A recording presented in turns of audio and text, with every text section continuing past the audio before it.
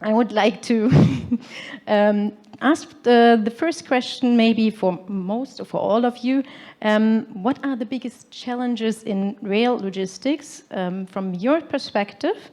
Maybe I start with Jörg, as everybody knows you are working in rail, and then hand over to Judit. As you like.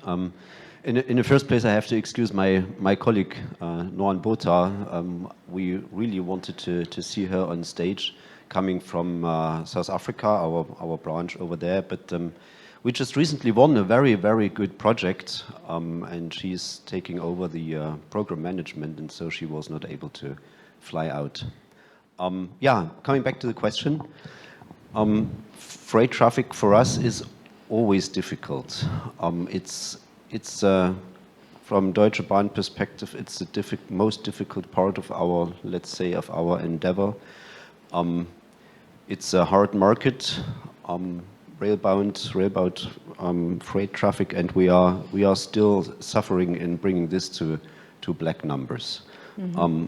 If we are talking about direct trains, maybe transporting goods or ready assembled things like cars or so, that's another part of the story. But this little single wagon transport is a mess.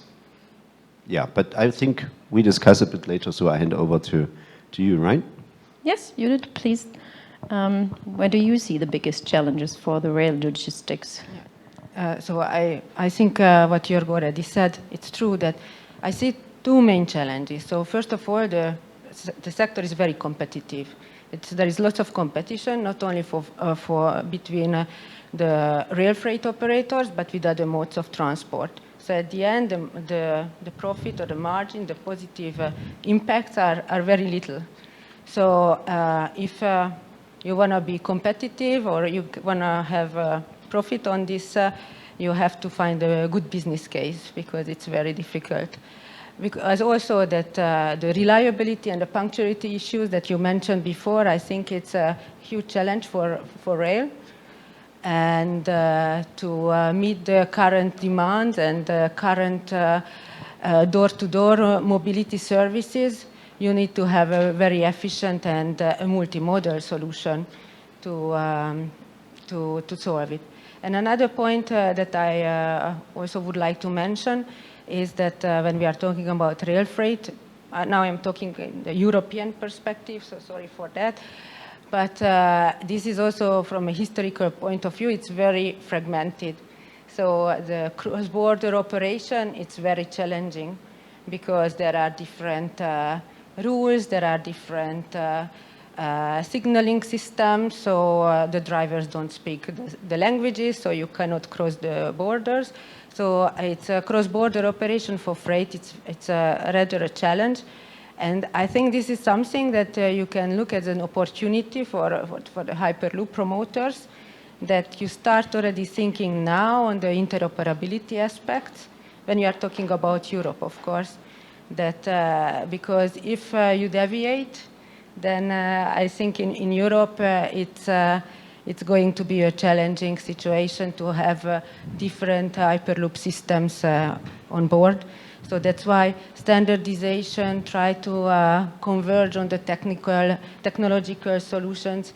It's, from my point of view, it's an important lesson learned from the current railway market situation. I see Robert the whole time knocking. It's different. Maybe you can give him the microphone. When she's talking from a very European and diverse perspective, you are based in Los Angeles, although you have been working 10 years in Asia. What's the situation from your point of view in the American market, the biggest challenges for rail logistics? So, you know, from a Hyperloop perspective, yes. we look at a few different things. One, you know, in my city, the port of Long Beach, Los Angeles is the biggest in the U.S. There are a couple major problems. One is that it's sitting on real estate that's extremely valuable. Mm-hmm. Because it's at the beach. Because it's you know, this is you know, Los I Angeles understand that. beach Yes. real estate is expensive, but the real estate is valuable. There's only so much it can only grow so much, so much more, right? So there's limited real estate. The pollution problem of the trucks coming down the freeway to the port of Long Beach, and every truck has 40 times the impact of a passenger vehicle. So you have to. That's a multiplier effect. The inability to go from there to inland port is also a problem. So if you have the opportunity to look at something like a Hyperloop system in the port, where you can really move these containers inland, create inland distribution centers, you solve a lot of problems. And you mentioned interoperability, you mentioned standardization. I think those are two really big and key terms. But that's how we see the opportunity from a Hyperloop perspective. Thank you. You said interoperability. I would like to ask the question to Leo, which is not related to that, but more related to air versus Hyperloop. You are the person here on stage representing air freight.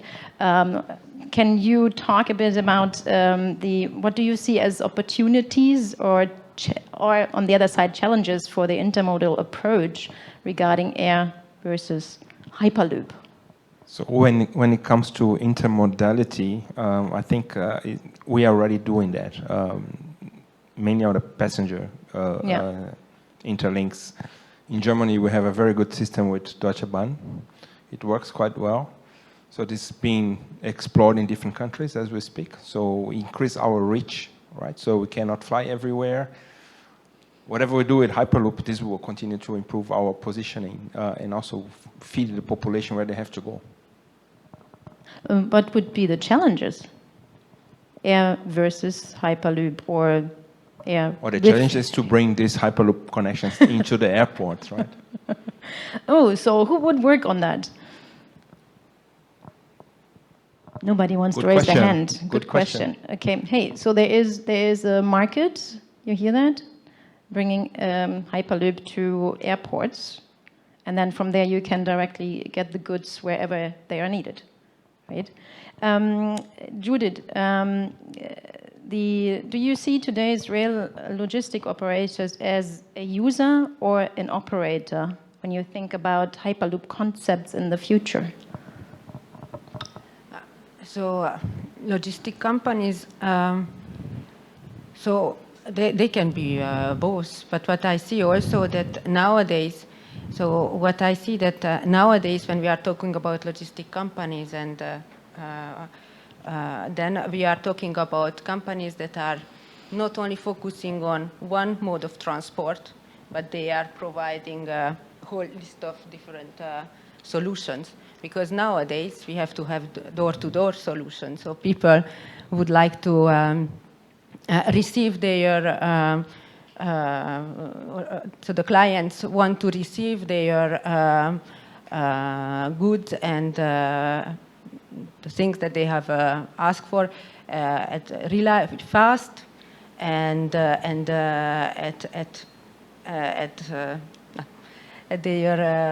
so where they are expecting to receive. So it means that rail is of course bound to the railway network, the railway lines. So we know that many of the railway undertakings are also dealing with other modes. So for instance, when we are talking about DB, they are not only railway operators, they also have trucks, they also have other modes, they are also collaborating with Lufthansa. So it means that there is already a multimodal door-to-door solution. So from my point of view, that's why if you are talking about Hyperloop, that is very important that they should be also part of this multimodal solution. And that's why when we were talking about indeed this interoperability, if they bring, if you have a port or a hub where you are going to exchange between the different modes of transport, the easy transfer of goods from one mode to another should be definitely solved, and that's why also this interoperability aspect needs to be considered. Yeah, thank you. Maybe a question for everybody. Which role does renewable energy play in the Hyperloop system? You already showed it, and we saw it in other presentations. I could put solar panels on a Hyperloop. What else? Can we really have 100% energy from the system that I just put the solar systems on top? What else could it be in regards to renewable energies? Where does it come from? Anybody? Yeah. Those two then, Robert and then Jörg. So we're, when we talk about sustainability, and I feel like it's getting more well known, but we in the Hyperloop industry have some work to do to really get that sustainability message out, because we're talking about a system with very low operating emissions. When you add solar panels, you have the potential to our engineers say that we can collect 30% more energy than we use during operation of the system. And that's not marketing, that's some of the engineering. So I'm not promising that because we haven't built it. So but when engineers saying that, but the engineers are saying that there's a very, very favorable energy balance with Hyperloop because of how little we're using during operation. So I think that's certainly relevant in we first started working in the port of Hamburg, and for me it was seeing the automation in port was absolutely incredible. Yeah, it's one of the very well advanced. most advanced ports. I guess Busan is as well. Yeah, Busan is as well. But there was a 40-minute lineup of trucks that were idling to enter into the right. So I mean, if you think about the pollution there alone, Hyperloop could be a great alternative. Jörg, I see you nodding. Yeah, very short statement from my end. We only can promote Hyperloop if we are sure that we are running the system complete and sustainable and renewable energy. We should not say that we are using any other source of energy. That's a very good statement. As I am an environmentalist, I'm happy to hear that. I have maybe a question more to Leo or to all of you, but as you are more presenting the Hyperloop push, it is more to Leo. What else is out there? Do you see any disruptive forms of transport on the horizon? Is there something for you that you think this is an alternative to Hyperloops? On the aviation side, there are some electric planes being designed or engineered at this point, especially on the short haul. On the long haul, we have some doubts on that. For freight, even more complicated because of the weight that you have to carry. Hydrogen is something that is also being worked upon. Korea is in the forefront of hydrogen engines development. So this would be also a turning point for the aviation business, but it will take time too. So it won't be tomorrow, right? So these are the technologies that are being developed now. And then come down to the question, which kind of fuel you are currently using. So there's very little alternatives there apart from the sustainable aviation fuel, which is still expensive to manufacture. Is it too expensive to manufacture? Yeah, a lot of airlines are saying that they're using it. Yes, but not everybody's buying. They buy bulks, but very little bulks because there's not enough production in the pipeline. So we have to wait until we have more refineries in place that that we can also purchase that fuel instead of any other type of fossil fuels. Jörg and Robert, is that what Leo just said as alternatives? Are these? Is that something where you're like, oh, maybe that is not helping our industry to push forward because that could be alternatives to Hyperloop, like said the flying, It's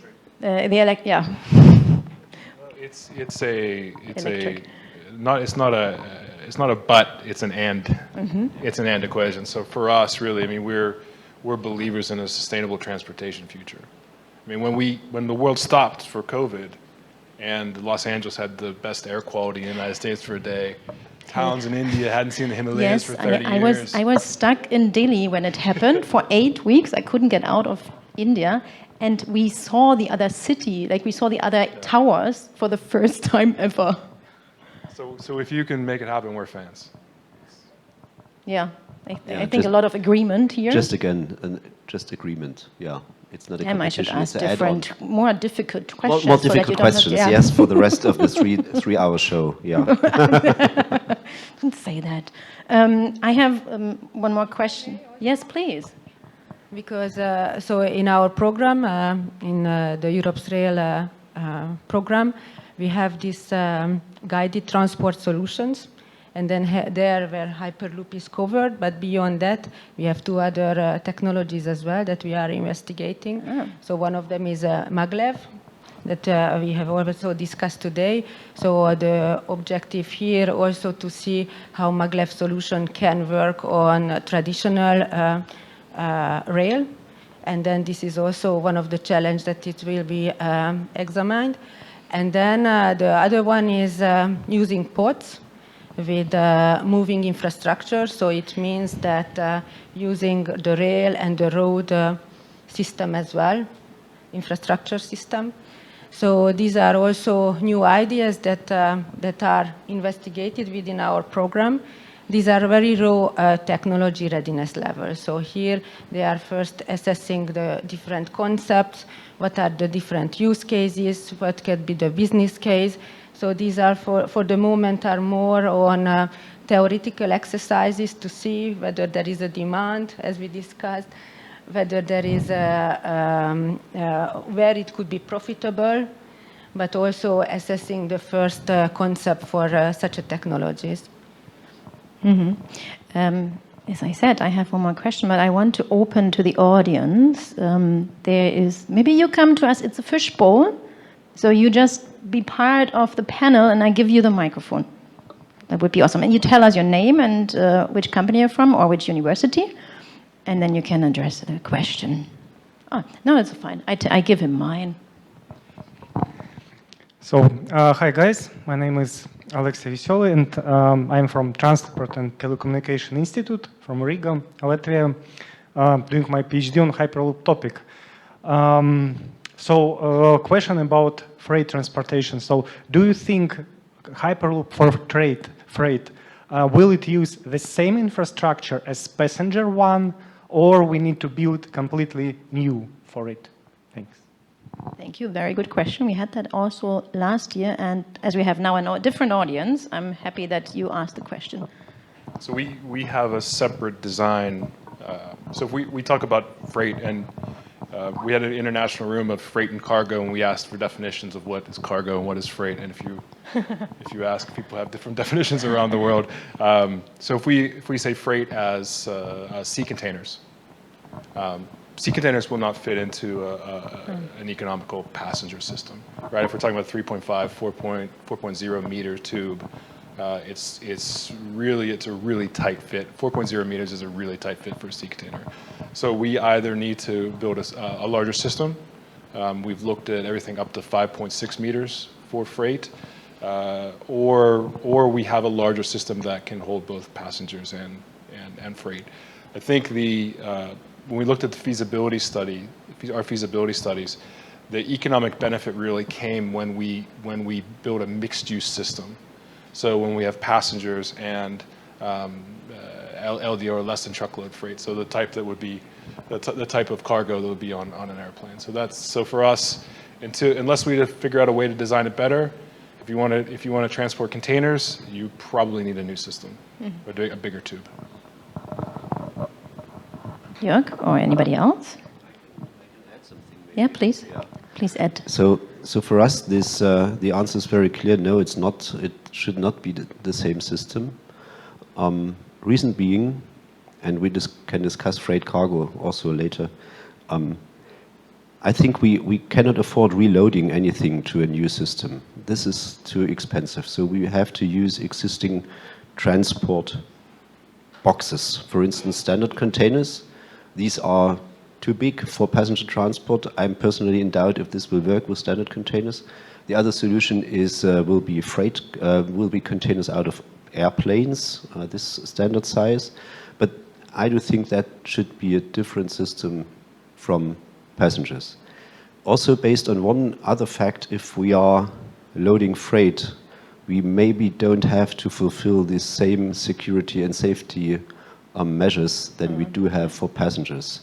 Because if we are losing some freight, yeah, okay, freight's gone. But if we are losing some passengers, that's not a good idea. How do you lose passengers or freight in a Hyperloop? I won't tell about emergency, but just imagine the vacuum is not there anymore, or whatever the reason might be. Freight might be okay with that, but passengers without being able to breathe, maybe not for so long. That leads to a different question, but let's see. Okay, thank you, Alex. Thank you. Any other questions? You don't have to be shy at the end of the day, come on. Okay, then I have one more question. And it is actually a bit in regards to what you just said. Because when we have to talk about safety, it leads me to the question, but when is that actually possible that we have Hyperloops in commercial usage? And Robert, you said it in your keynote, China is working on that. They want to make it commercial in 2035. I have been in this 3D imaging industry, and in 2014, everybody said we have to go to the Holy Grail of China because they put it in their 5 years plan that 3D has to be everywhere. And at the end, actually, it didn't work out. So now they have this plan.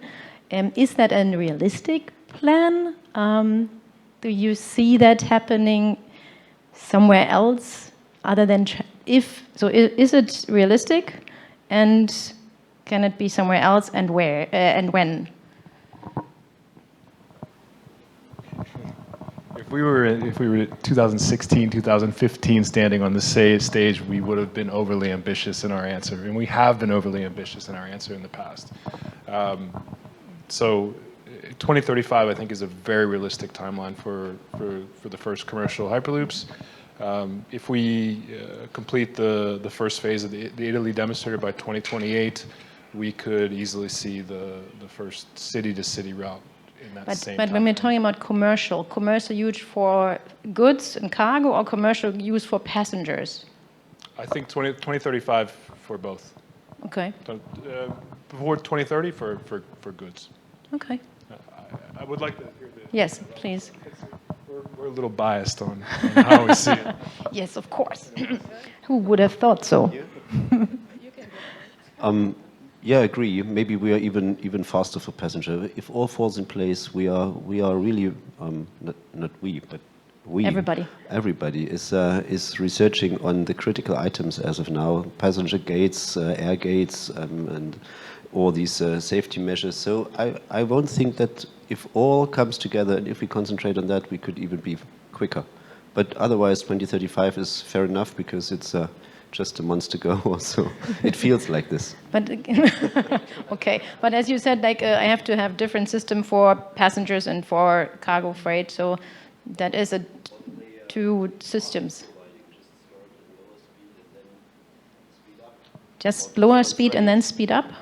Yeah, you are on camera. We need to hear you as well. Yeah, all right. So there are different approaches. You can, as Mars from Hart said, you can start on lower speed but full system, or you can start with higher speed and freight, not covering maybe all safety cases. So it depends on the combined research. And I would say the better we work together, the faster we are. That is a very good statement. I'm always for synergies. That's why we are all coming together. Judit. I wouldn't give other dates as the previous speakers because you know it better than I. But from my perspective, I think that first step that maybe focusing on freight first and then after passenger could be a good strategy considering those aspects that we discussed today about social acceptance, about the safety and security measures. So if these are all in place for freight and then people see that it's working and properly, then there is a very big push then afterwards, then also for a passenger, because then definitely many people would be interested to take a Hyperloop experience. So I am. So I think so the step-by-step approach that was discussed during the 2 days conference seems from my point of view very realistic, and also gives then this assurance to the society and to the government to move forward. Thank you. Now we had a whole day of presentations. Leo, you listened to that from a, from the air transport point of view.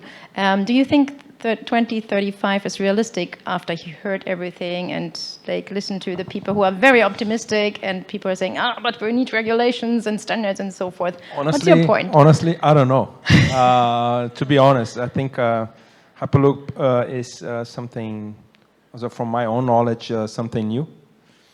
I learned a lot today, the pros and cons and where we are and also where the challenges are. I think you have different development pace everywhere in the world. And I think this will also dictate how this will be implemented. And might be in China, the first one, or might be in Italy, the first or the second one. We don't know, and I think these are the things that you guys have to watch because this is what will continue to put more speed into the implementation and the execution of these projects. Thank you. I think that is perfect closing words, right, Martin? Thank you so much to our panel. Thank you.